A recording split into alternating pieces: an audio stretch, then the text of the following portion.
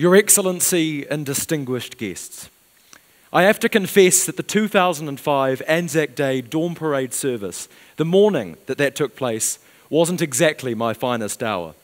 I woke up tired and stressed and frustrated that my mother had decided to bring me along, and I didn't understand why my perfectly well-deserved sleep had been interrupted. As we drove down to the cenotaph, I asked the petulant questions I'm known for. I persisted with my mother and asked, why was it that I was going down there? Why was it that we had to go down there? And most importantly, why was it so early? And the question which was above all was the question, why do we still remember? Your Excellency, distinguished guests, and those here today, what I hope and what I wish to address you is why exactly it is that we continue to remember so many years on, and why it is that I believe very strongly that we will always continue to remember. So with the story that I was telling before, we got out of the car, and of course, much to my mother's surprise, I was quiet. I was completely quiet. And I didn't ask the usual questions, the annoying questions, because somehow a grace fell over me, a grace which decided that the solemnity of the occasion of Anzac was one that deserved my quietness and my silence. And so as I was there, I saw the many decorated young men and women bearing the medals, bearing the history, bearing the legacy of those New Zealanders who fought in World War I and World War II, and lest we not forget those other wars that have been involved in this past century. As that was taking place, I was come over truly with a great sense of real, compassionate desire to want to absolutely honour my country in the best way that I could. And of course, that was through being quiet. So the question that I would like to address today, of course, is why is it that we will continue to remember? And I think the first thing that we need to look at and that we need to acknowledge, first and foremost, is the sacrifice that these young men made.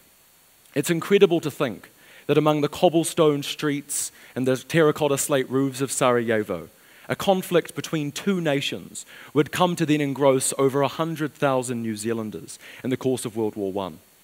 It's humbling to think that young men and young women like me, and like those young people here today and throughout the country, young people who had their lives and their futures laid before them, stood at a moment of moral crisis. And what I want to evaluate is how they responded to that, how brilliantly, valiantly they responded to that.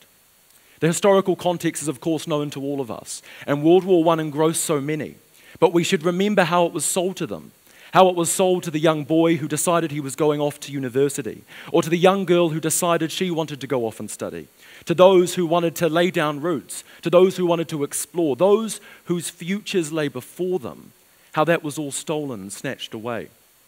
And of course, one particular story that I want to mention is the life of a young New Zealander whose story, whose future was in many ways shaped by World War I. November 1904, recently graduated from my high school, Wellington College. A young Bernard Freiberg left with two things in mind: tenacity and strong-willed character. He had been a fantastic swimmer, as many of his classmates and leaders had attested to, and he was one of those characters who everyone often attributed as being a natural leader. He decided when he left school that he wanted to become a dentist.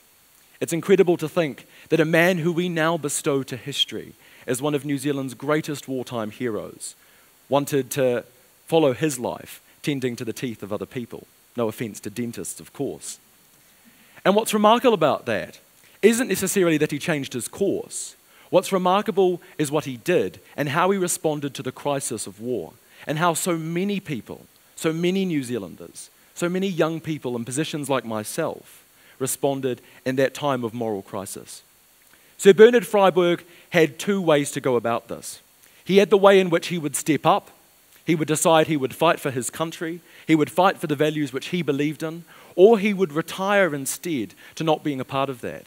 And I think that though this is a complex situation, one that I can't possibly relate to or understand, for I know not the terrors and the agonies of war, is something that we can draw lessons from. And that's something that I'd like to talk about. Sir Bernard Freyberg has many stories to his name, many famous stories to his name.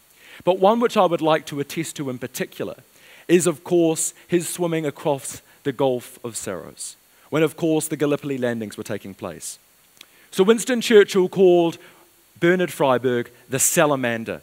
And the reason why was because he was able to duck through bullet fire. He was supposedly the young man who could dodge away and who had, like cats, many lives. Of course, what was great about Bernard Freyberg wasn't just this remarkable talent, but his tenacity and strong-willed spirit to want to do his best. And that's what I'm interested in. His courage was carried forward by his altruism. He stood up and he told his commanding officers that when they landed at Gallipoli, he had to be along the other coast, swimming across the Gulf of Saros, lighting flares, although he was receiving great and intense fire from the Turkish forces, because he knew that that was what he could do in order to ensure that the New Zealanders landing at Gallipoli had the best fighting chance that they did. And that hallmark of heroism, that true and utter, incredible bastion of heroism, that which we look to today and which we commemorate and which we honor and which we memorialize, that was encouraged not only because of his love of country and not only because of his profound sense of duty, but because he felt that the bond of brotherhood, of fellowship, that was strong, that was necessary, and that was which carried him forward. And that was fantastic. And it's that which we can learn from. Today, I have to be honest with you. I'm no Bernard Freyberg. I doubt many people are. But as a Year 13 student who leaves Wellington College at the end of this year, as a young boy who's open up to a world without parents and who suddenly confronts the adult world, knowing and understanding that Bernard Freyberg would have stepped along these footprints and on these footsteps too, much like other war heroes, like Charles Upham, like Cyril Bassett, and in modern times like Willie Apiata, knowing that these heroes would be there too, that is encouraging and that is what carries us forward. And so what I'd like to leave you with, of course, is that the story of his courage, the story of the courage of Bernard Freyberg, that story lives on and it exists because we draw inspiration from it. It exists in the young heroes which we attribute to today for having served during World War I. But so too does it exist in the small things. Because the moral fiber of a young kid who stands up to a bully and who says that what you're doing isn't okay, that too comes from the same origin as what Bernard Freyberg's courage came from. And that was a compassion to serve and a compassion to want to do well. Sir Bernard Freyberg and the many countless New Zealanders who fought and whose lives and futures were displaced by World War I and the many other wars which have followed the 20th, 21st centuries. They were displaced because, of course, they responded to the moral crisis that was before them.